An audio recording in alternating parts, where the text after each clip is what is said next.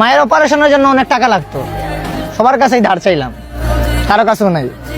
তারপর সিদ্ধান্ত নিলাম ঘরটা বেচা দিম, অলিতে গলিতে পোস্টার লাগালাম। এখন দেখি প্রথম কাস্টমারই আমার মার পেটের আপন ভাই।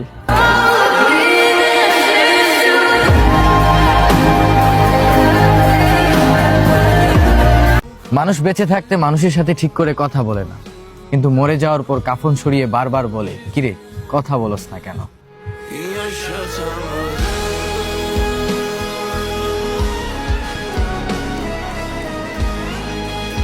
সে আমার পাশে দাঁড়িয়ে কান্না করে ক্ষমা চাইতে লাগলো তার করা সব ভুলের জন্য। মনে মনে ভাবলাম ক্ষমাটা তো আগে চাইলেই পারতো।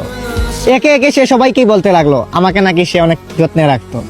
একে একে সে সবাইকেই বলতে লাগলো আমাকে নাকি সে অনেক যত্নে রাখতো। আমি তার সব প্রশ্নের উত্তর দিয়ে মুখটা চুপ করে দিতাম যদি আমার দেহটা কাফনে মুড়ানো না থাকতো।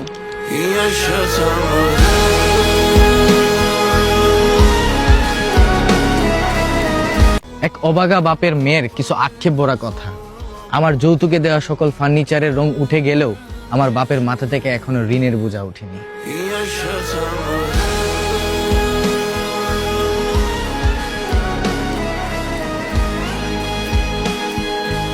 বান্ধবী ওরও ছিল, বন্ধু আমারও ছিল।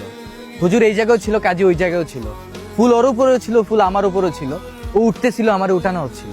ও উঠতেছিল, আমারে উঠানো হচ্ছিল। পার্থক্য শুধু এতটুকুই, ওকে আপন করা হচ্ছিল আর আমারে দাফন করা হচ্ছিল।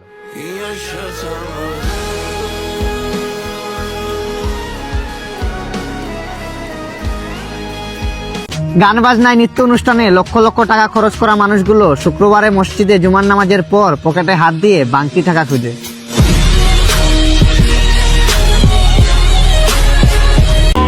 যৌবনের সব ভুলের জন্য একদিন আফসোস হবে, যেদিন ডাক্তার আইসা বলবে আপনি মেয়ের বাবা হইছে।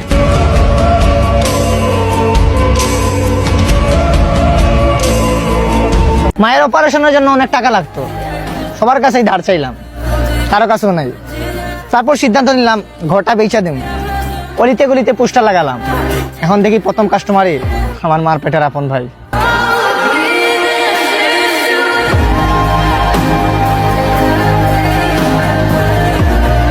মানুষ বেঁচে থাকতে মানুষের সাথে ঠিক করে কথা বলে না, কিন্তু মরে যাওয়ার পর কাফন সরিয়ে বারবার বলে, কিরে কথা বলস না কেন?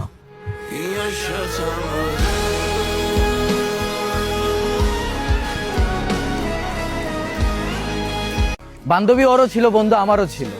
হুজুর এই জায়গাও ছিল, কাজী ওই জায়গাও ছিল। ফুল ওর উপরেও ছিল, ফুল আমার উপরেও ছিল। ও উঠতেছিল, আমারে উঠানো হচ্ছিল। ও উঠতেছিল, আমারে উঠানো হচ্ছিল। পার্থক্য শুধু এতটুকুই, ওকে আপন করা হচ্ছিল আর আমারে দাফন করা হচ্ছিল।